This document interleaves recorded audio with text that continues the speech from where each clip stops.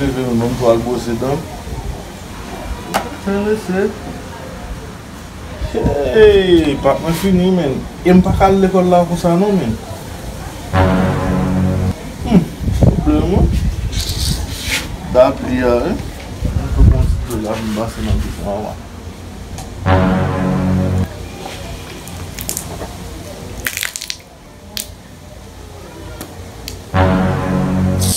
Malgré sa sot la baka e katen nou. Katen nou pa ken vie baye nan jardin yan. Mat fek fini retire yo. Apre mwen komble la. Bam tou rele maman men. Ele la vilou yo oblige pou vote pou an gran neg men. Yo avan tou se neg an de yo an men.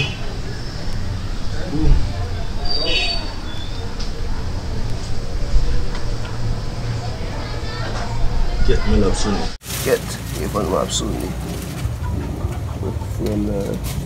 Yo! Ye, koman neg ye la men? Wap pede rele moun mou pa fen ni?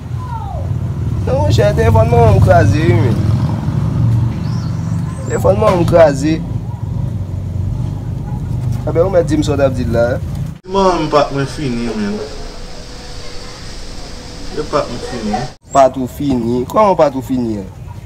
Kounya la, pi gaye paske yo vo la vil la, non get ap vin propose kle ou bay patou fini. E ba vendredi wap pran wore? Ki lo fin kompose? Wap fin kompose merkredi? Merkredi wap fin kompose wi patou. Papa, merkredi lo fini wap anik moute komyen jou sap dire men?